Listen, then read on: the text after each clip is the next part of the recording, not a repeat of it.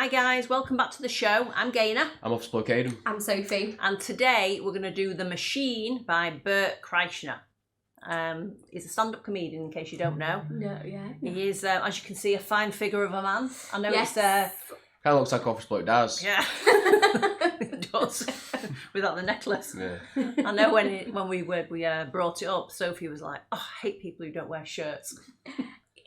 In this sense, I'm like, there's just Oh, is there another sense? Well, actually,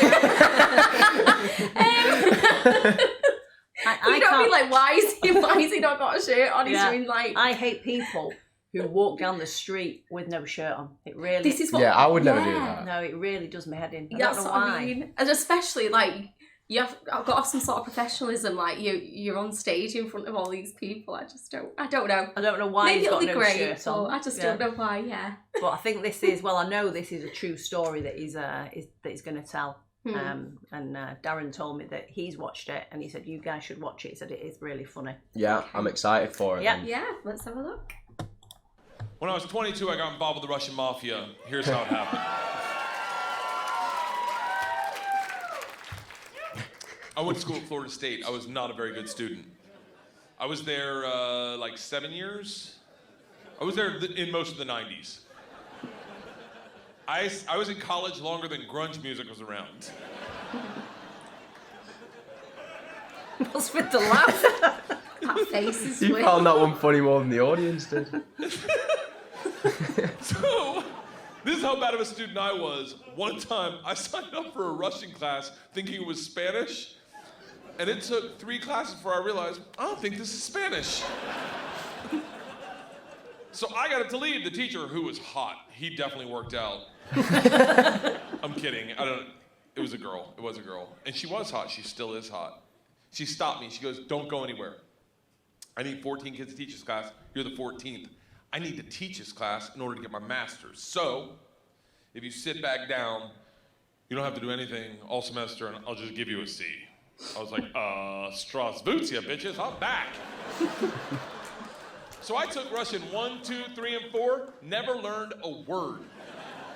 Think about what I'm saying. I took 2 years of a language, took 4 semesters of my college career, 4 semesters. Russian 4 was taught in Russian. Like you with Arabic. Yeah. Do you have any idea what it's like to go to a class and sit there like an immigrant at the DMV all day? Like,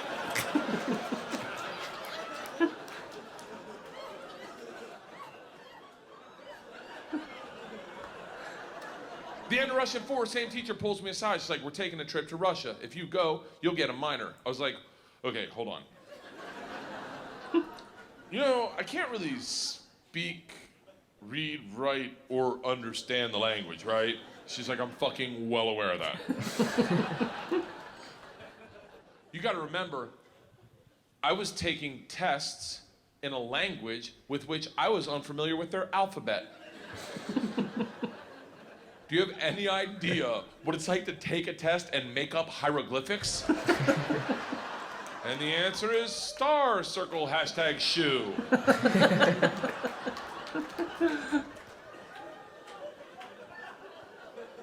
She goes, it doesn't matter. We need kids to make this trip happen. And if you go with all the classes you've taken and the ones you will take, dude, you will get a minor. And I was like, oh, that's all you had to say.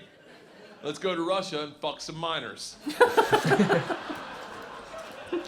was a different minor, obviously. Learned that the hard way. So we went to Russia in 1995. This is when the mob ran everything, and they told us that our very first night. They sat the whole class down. They're like, listen, we have paid off the Mafia to keep you safe. In exchange for our money, they give us 2 young gangsters. I'm in the room like, this trip just got fucking awesome. The word for gangster in Russian is banditi. They go, these banditi are gonna live with us. They're gonna walk you to class. They're gonna walk you back from class. They're gonna take you on field trips, walk you back from field trips. Do not speak to them. They're in the Mafia. Do not look at them. Do not engage them. Do not interact with them. I was like, they're gonna be my best fucking friends. So the first night I grabbed a bottle of vodka and a 6-pack of Baltica, which is our local beer, and I planned a sentence. I was gonna say, Strasvutia, меня зовут Bert, очень приятно. Я работаю кошка. Does anyone speak Russian in here? I love that someone says no. No. I did a head count earlier. It doesn't look like it. I'll tell you what the sentence says. It's a badass sentence. I worked all day on it. Hello, my name's Bert. It's very nice to meet you. I work pussy. Kind of. It really means I work with cats. I didn't know the fucking language. What do you expect? It doesn't matter, because the second the door opens and I'm face to face with a real Russian gangster with the wife beater and the tattoos with the track pants and the cigarette, and he just stares me up and down. A frat boy from Florida State. I was wearing a fanny pack. He just looks at me and goes, "Stole." I fucking panicked. And everything I had planned on saying flooded out of my head. And all I said to him in Russian in his doorway was, "I am the machine." And he started laughing. He goes, "What did you say?" I was like, "I'm the machine." He grabs me and he goes, "Come in and tell my friends." Brings me in a room full of 9 Russian gangsters drinking and smoking and just goes, "Stop." Tell them what you said. Now I'm like, fuck it. I'm the machine. They looked at each other, looked at me, and they're like, fuck it. He's the machine. And I became the machine. And these guys loved me. Yes. You got to realize, though, the reason they loved me is I went shot for shot with them that night, all night long, until like 4 in the morning. But all I knew how to say in their language was, "I'm the machine!" And I fuck cats.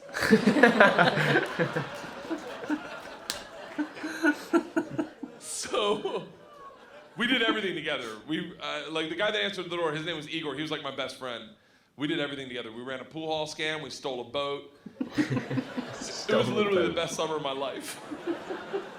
And then one day, the whole class is taking a trip to Moscow. It's an overnight train trip. And I say to Igor, I go, "This is going to be a blast. We got to be in the same cabin." And he goes, "I can't go."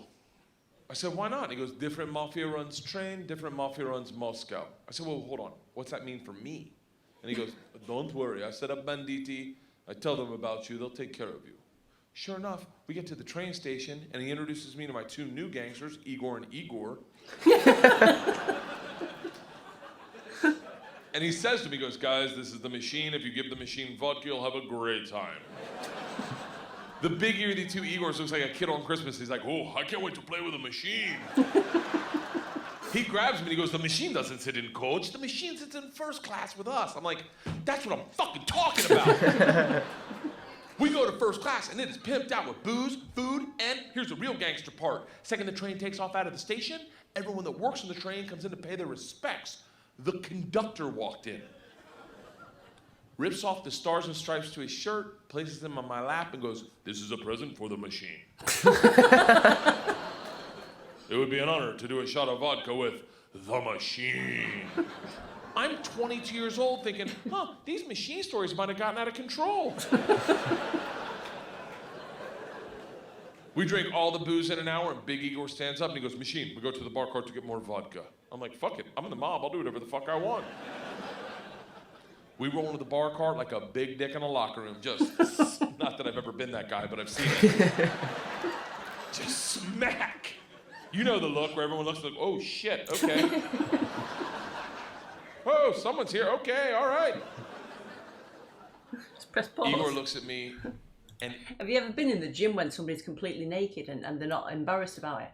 Yes. Oh, like in the changing room. Yeah. Yeah. I've had, me and my mate was sat on the bench, and he was like, there was like a couple stairs up to the showers, and I'm like time and I feel like a slight nudge on my shoulder, on my arm, and I look and Jack's like this.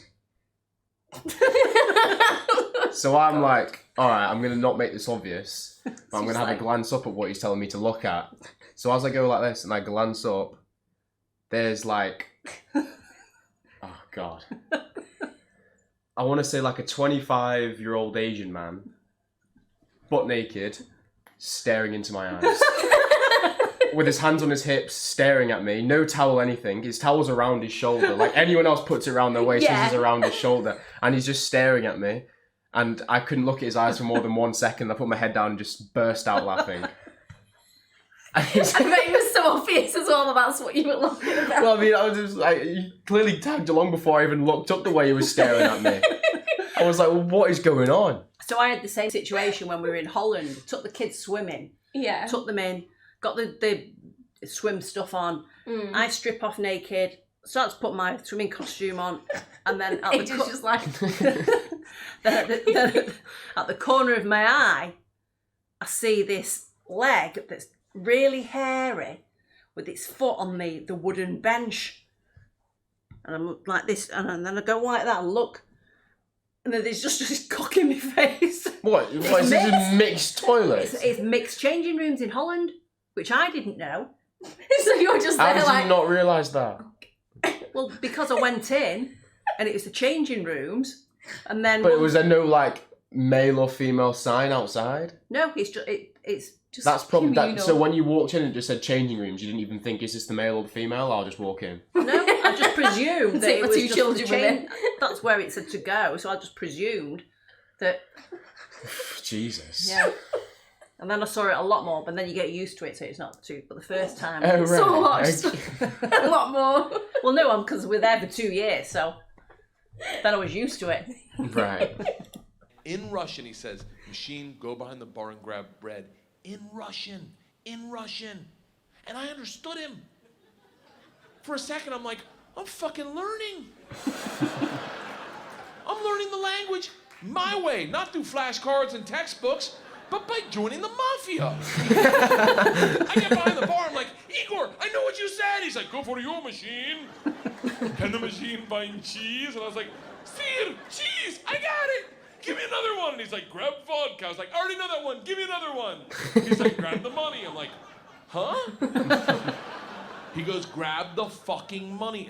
And I said, we're robbing the bar cart. And I'm the one doing it, hooked on phonics style. I grab the money, walk out. 2 of my classmates see me and they're like, you're in so much trouble. Go back to our first class cabin, and within 5 minutes, the head chaperone of this train trip, not the whole trip, just this train trip, she was an English teacher who did not speak Russian, who hated me before I robbed the train. She comes over to our first class cabin and swings the door open with that like liberal arts confidence, just... This shit is over. You're done. Stand up right now. You stand up. You're done. Stand up. And Big Igor looks at me confused, then smiles, takes a big sip of vodka, spits it in her eyes and goes, no one talks to the machine like that. Shuts the door in her face and goes, fuck that bitch, this is Russia. Can you imagine this? Don't worry, machine, when it gets dark, we have good time. I'm like, what the fuck are we doing when it gets dark? Reaches in his pocket, pulls out a ring of keys, and he goes, we're robbing the whole fucking train.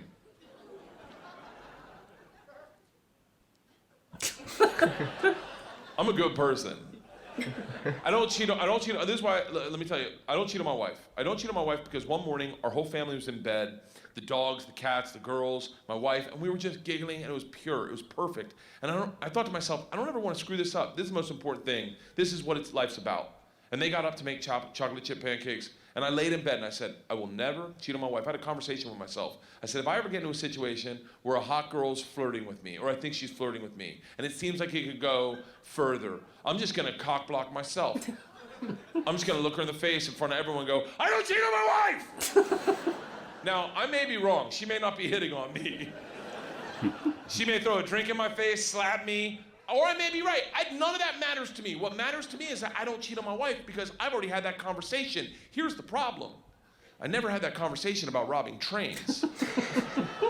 So when presented the opportunity, I thought I'd be like, not me, I'm gonna go back and work on my verbs. But apparently, when presented the opportunity, I'm the guy that's like, fuck it, let's start with my class. So we robbed them first, while they slept, if that makes it better, and then we robbed the whole train. And if there's any consolation, we robbed me too. My bag was with them. And then we drank all night long. All night long. Like literally, until 6 in the morning. Top 5 drunkest I've ever been without throwing up in my entire life. We pull into Moscow at 6 a.m. I'm pissed drunk. You ever been so drunk you're like, I know I gotta piss, but I can't find my dick? Train stops, sun's up, I'm hammered, door opens, same teacher, not mad. Curious, right? She looks me in the eyes, smiling, and goes, I want to be the one to tell you they've alerted the police. And I look out, and on the platform, my whole class is standing there with a cop, talking. They're upset. They've been robbed. I get it. Apparently, they'd never heard snitches get stitches. Big Igor sees this and is completely unfazed. He's like, don't worry. I talked to police for both of us. I was like, oh, thank God. He cracks a bottle of vodka. I'm like, I wouldn't bring that out to an officer, maybe. Lights a cigarette, walks out to the cop, who's taking a statement. The cop is taking a statement. Igor walks up behind him, grabs him by the arm, spins him around, and goes, fuck you! We fuck you in the mouth! We fuck you in the ass! I'm like, stop with the fucking we shit! Now the cop is just staring at me and I hear him bark out, Pardon, which I don't even know what that means, but it doesn't sound like, you're okay, stay there! It is a come to Jesus moment where you know you fucked up. All I thought as I walked to the cop, who's standing in front of the class I just robbed. Next to the gangster I robbed them with, my only thought was, this isn't how I plan on spending my second junior year. And the gulag taking hot dicks to the throat. I get 5 steps from the cop, who looks impatient as shit. He takes 2 big-ass steps, grabs me by the arm, spins me away from my class, away from Igor, pulls me right into his face, and he goes, so, I understand you're the machine. Nice.